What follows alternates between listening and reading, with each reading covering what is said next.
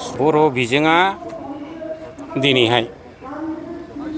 1963 मायथाइनि 8 मे आरो दिनैनि सानावनो गायसनजाजेनदों आरो बे गायसननाय समनिफ्रायनो बुंनो थाङोबा जोंनि बर' राव आरो थुनलाइ बिनि सायाव माखासे जि सामलायगिरिफोर सरकार भाबै बे सरकारिफ्रा फ्राय गोसो गैयि बादिखौ जोङो नुबाय थादों आरो जोंनि आगोलनि गेदेमा बिथांमोनहा जेब्लायबो बिनि थाखायनो मोनसे रेगुलेनारि मोनसे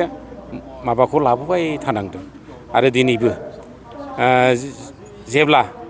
1963 मायथाइनि 8 मेआव बर' बिजोंखौ थिसनजेनबाय बहायबो आख' फाख'यै बिजाबखौनो मोजाङै साफायै आरो बिनि उनावहाय फोरोंगिरिनि समस्या आरो फोरोंगिरिनि समस्याबो बिदिनो फैयै दिनैसिमबो जोंनि गेजेराव बे समस्यायैनो दंगासिनो दङ आरो बेहाय जोङो नुयो बेवहाय सरकारि भाबै माबा मोनसे एसे हिंसा साननाय दं नामा जों बेखौसो सानबाय थादों नङाबा दिनैहाय बर' थुनलाइ आफाद बर' फरायसा आफाद मिरुआनो बुं जिल्लायानो बुं जेब्लायबो जोङो रिपर्टफोर हरनांगौआ रिपर्टफोर होबाय थादों आरो बिख'नांगौखौ बिख'बाय थादों नाथाय मोनसेबो खामानिखौनो दिनै जोंनि सरकारनि जि सामलायगिरिफोर बिथांमोना मोजाङै नोजोर बोनानै खामानि मावनायखौ जों नुबोआखै आरो बियो जोङो सानो ओंखायनो एखमबा हयथ' जोंना फादार उपेन्द्रनाथ ब्रह्मआ जे जोंनो जि मोनसे आलादा खुंथाय नांगौ हयथ' बे सिन्थाया फैदोंमोनबो आरो बे सिन्थानि गेजेरजोंनो दिनै हयथ' जाफुङाखै आरो बेफोरबो हयथ' जाफुङोबा आरो आंथ' दिनै नुदों जे सोरबा जुदि मालायनि न'आव थानानै माबा मोनसे हाबा मावोबा हयथ' गस्ला मोजां गाननो लुबैबाबो गस्ला मोजांखौ मोनगाना बियो एसे खम दामिखौ मोनगाननाय बादि बेफोरबायदि अबस्थाखौसो जोङो नुबाय थादों आरोखि दा जोंनाबो सरकारा जोंनि सरकार नङा नालाय बेखायनो जोङो दिनैसिमथ' जोङो नुदों गोबां फरायसालियावनो बिगियान आयदानि फोरोंगिरिया फ्राय गैयानो आरो बिगियान आयदानि फोरोंगिरिखौनो थिसननो हायाखै जेरै इंराजि मिडियाम माबाखौ एस्टाब्लिस खालामनानै मेथ्स आरो साइन्सखौ इंराजि मिडियामजों खालामनानै आरो सोरबादिया बेखौ फोरोंगोन जोंनो बेखौ फोरोंनो थाखायनो जोंनो फोरोंगिरि थिसननानै होआखै बिसोरो आरो बेखौनो दिनैहाय आरो इंराजिजों फोरोंबावनांगौ जोंनि बर'नि माबाया बे मोनसे दुखुनांथाव आरो सरकारनि बे जि हाबाफारि जों बेखौ दिनैहाय बर' बिजों सानाव जोङो मोनसे बिराद रंजानांगौसोमोन खिन्थु दिनै खुद्रिनो गोनां जादों आरो खुद्रिनायनि गेजेरजों बेखायनो सरकारनिसिम आं मोनसे बाथ्राखौ मोनथिहोनो लुबैदों जाहाथे जोंनि बर' राव आरो थुनलाइ आरो बर' माहारिनि जि थांखि बे थांखिफोरखौ गासिबखौबो नोजोर बोनानै मावफुंनो हानाय खामानिफोरखौ जुदि सरकारा मावोबा हयथ' जों एसे गोजोन मोनगोन आरो नङाब्ला जोंनि गेजेराव जेसेबांखि दिनैहाय गोजोन फैदों बुङा बे गोजोना जेब्लायबो जों गोजोनखौ मोननाय नङा आरो जोङो दिनैहाय मोनसे बाथ्राखौ साननांगोन दा जोंनावबो गोरोन्थि गैया नङा दङ थायो एफा एनै थायो आरो खिन्थु जोङो गोरोन्थि दंब्लाबो जोङो सानलायनानै जुदि जोंनि माबाफ्रा फोरोंगिरिफ्रा थिग थाक जायोबा हयथ' बर' फरायग्राफ्राबो आरो बांबाय थागोन जिहेथु बिगियान आयदा आरो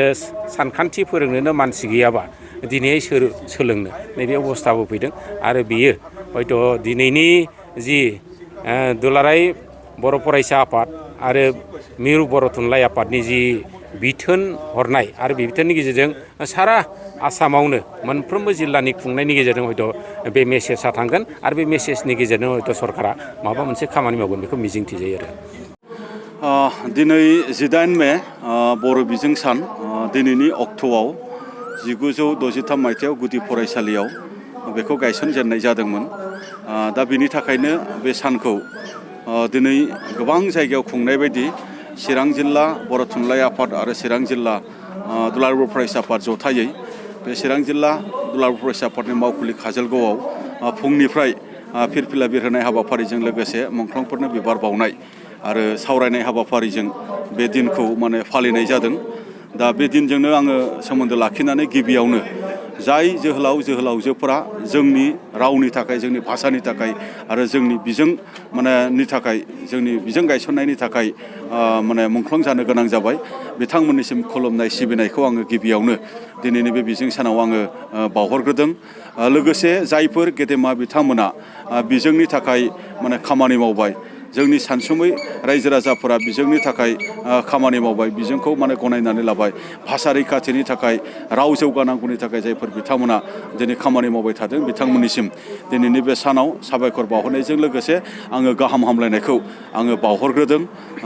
आरो लोगोसे बे रावखौ माने जौगाहोलांनांगौनि थाखाय जोंहा इयुनाव गोबां खामानि मावबावनो दंबावो। नाथाय माने जोङो बे रावखौ माने जेरैबायदि जोङो गेवलांसारहोनो जोङो नाजाबाय थादों आरो बे नाजानाय बायदिनो दिनै बे रावा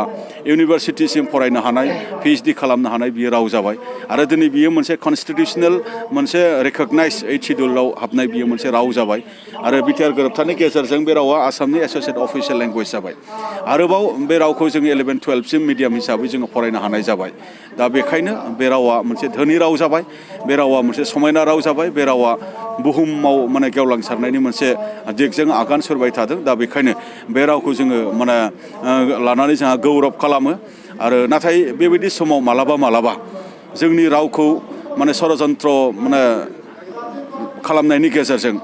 माने बुथारनो नाजानाय बा फोथैनो नाजानाय बेबायदि मोनसे थ्रेटफोरखौ जोङो मालाबा मोगा मोगि जाबाय थानो गोनां जादों। मालाबा जोंनि फरायसालियाव माने थोजासे फोरोंगिरि हरा, मालाबा जोंनि फरायसालिनि माने फरायसाफोरनो फरायनो थाखाय थोजासे फरा बिजाब हरा, मालाबा जोंनि फरायसालियाव माने नांगौ बायदि इनफ्रास्ट्राक्चार गैया। बेफोरबायदि जेंनाफोरखौ जोङो मोगा मोगि जाबोबाय थानो गोनां जादों। आरो मालाबा प्रश्न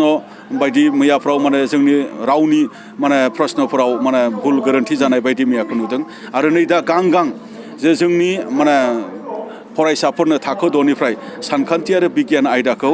इंराजि रावनि बिजाब जाबसिननानै होनानै जोंनि बे राव आरो जोंनि मिडियामखौ मोनसे खैफोद गोनां मोनसे अबस्थाथिं लांनो थाखाय दिनै आसाम सरकारनि माखासे नीति आरो थांखिखौ जोङो नुनो मोन्दों। जायखौ दुलाराय बर' फरायसा आफाद आरो बर' थुनलाइ आफाद आरो बर'नि आफादफोर बा बर'नि रायजो राजा फरायसा गारजेन फोरोंगिरिफ्रा गनायनो हायाखै। जायखौ जोङो दिनै माने होबथाबाय थादों। जोङो आसाम सरकारखौ जोङो बुंनानै दोनदों जे जोंनि बिमानि राव बिजोंनि फरायसाफोरा बिमानि रावजोंनो फरायगोन आरो जोंनि बिमा रावनि सानखान्थि बिगियान बा गुबुन आयदाखौ जोङो फरायनो थाखाय जोङो थागथियारि जादों। दा बेखायनो आसाम सरकारनि जिखिनि लानाय थांखि, आसाम सरकारा बेखौ बोखांफिननानै लानांगौ। मानो होनोब्ला